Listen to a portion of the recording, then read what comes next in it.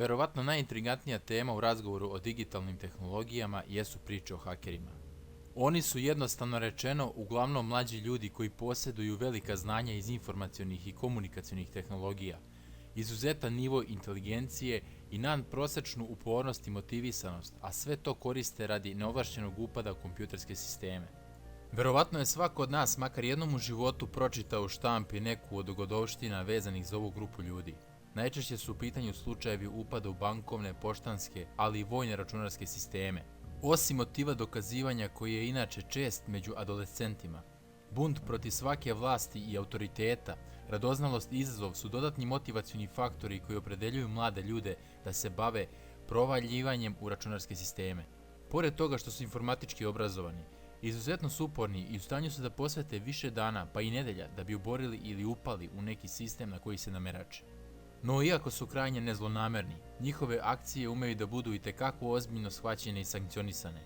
Poput primjera u Hrvatskoj, u kojoj se još uvijek pamti upad dvojice maloletnika u bazu Pentagona krajem 90-ih, posle čega se u rekordnom roku na njihovim adresama obreli policajci s američkim kolegama koji su im konfiskovali opremu.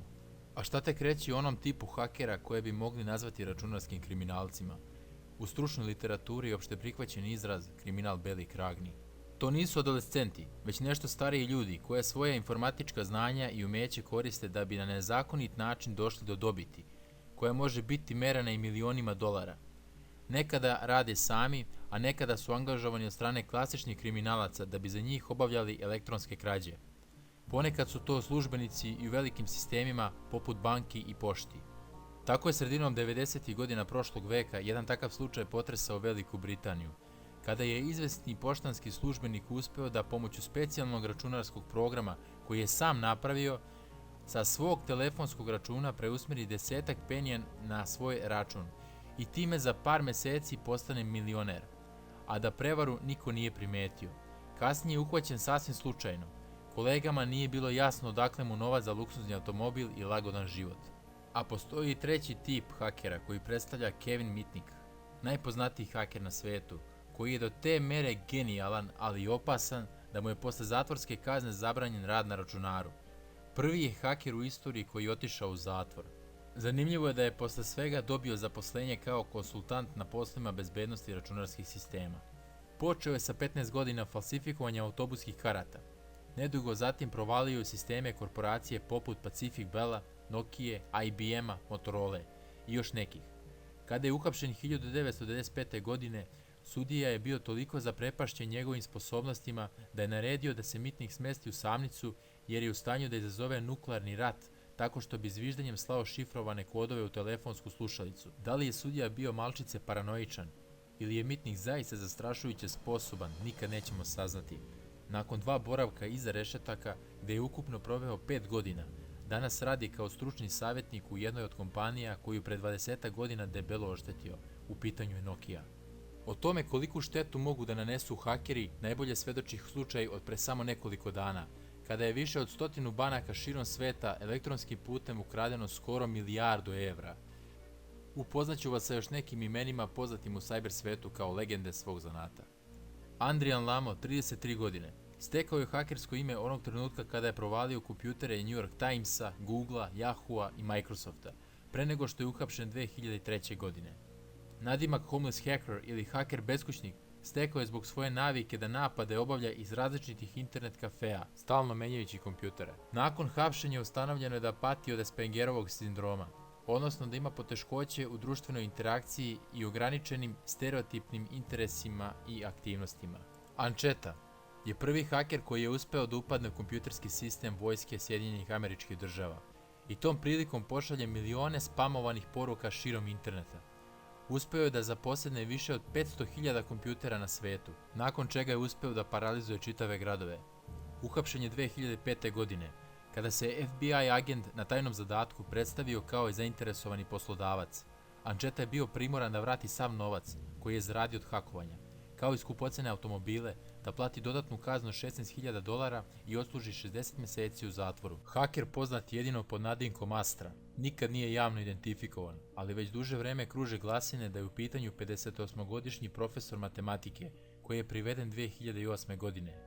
Grčke vlasti objavili su da je Astra upao u sisteme aviokompanija, ukrao vojnu tehnologiju i prodao ih drugim državama. Navodi se da je njegove usluge kupilo oko 250 ljudi iz svih krajeva sveta. Štetu koju naneo državi bila je u vrednosti od oko $360 miliona.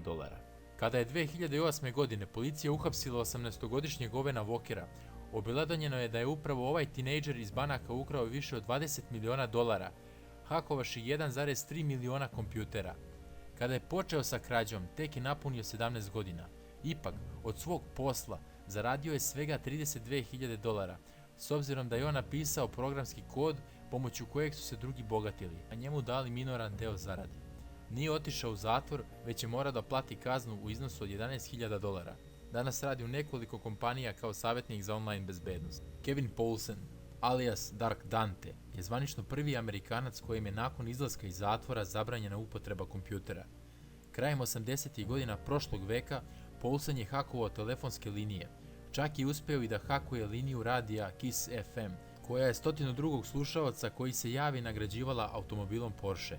Naravno, Poulsen je bio 102. po redu. Odslužio je 5-godišnju zatvorsku kaznu, nakon koje je dobio zabranu korišćenja kompjutera u periodu od 3 godine. Danas piše za sajt Wired, a možete ga kontaktirati putem Twittera, ukoliko vas zanimaju osnovne lekcije iz hakovanja. Gonzalez, osnivač sajta shadowcrew.com, na kojem se trgovalo ukradenim kreditnim karticama, lažnim pasošima, vozačkim dozvolama i sličnim dokumentima.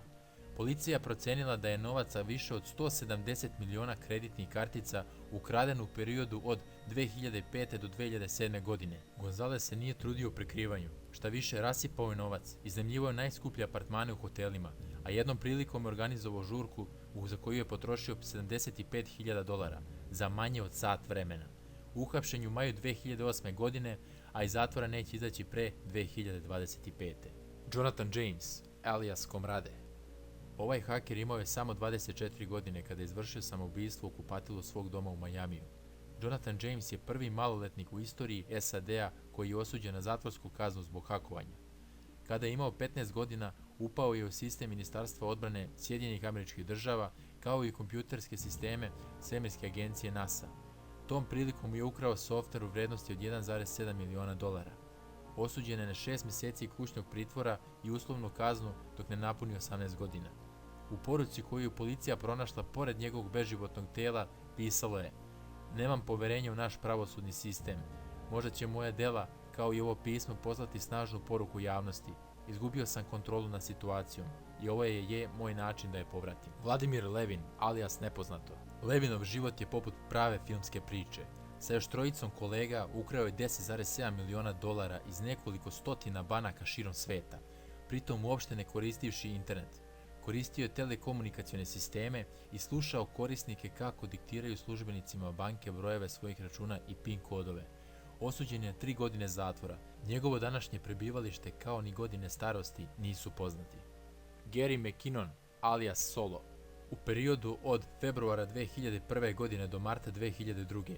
Gary McKinnon hakovao je oko 100 servera američke vojske i NASA.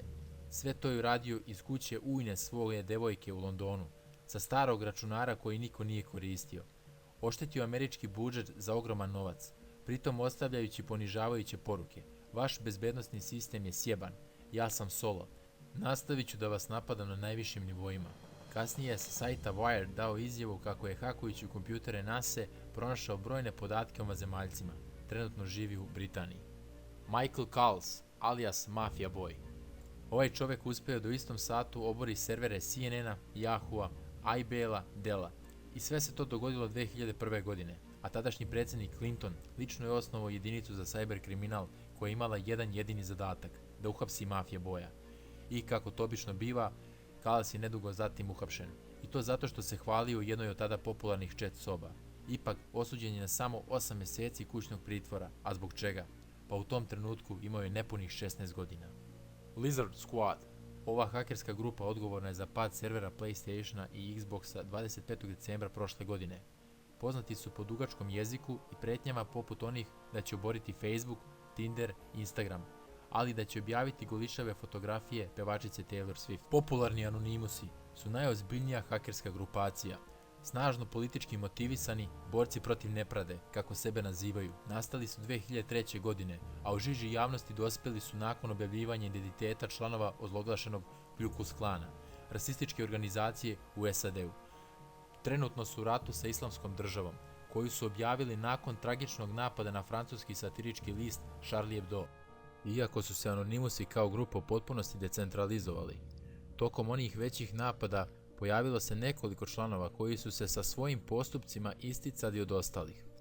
Kada je prvi od njih otkriven od strane FBI-a, takozvani Sabu, FBI je sa njim sklopio dogovor po kome će Sabu raditi na tome da sazna identitet ostalih ključnih članova u zamjenu za skraćenu zatvorsku kaznu za ilegalne aktivnosti u kojima su otkrili da je on učestvovao. Sabu je manje više uspješno obavio posao koji mu je dao FBI.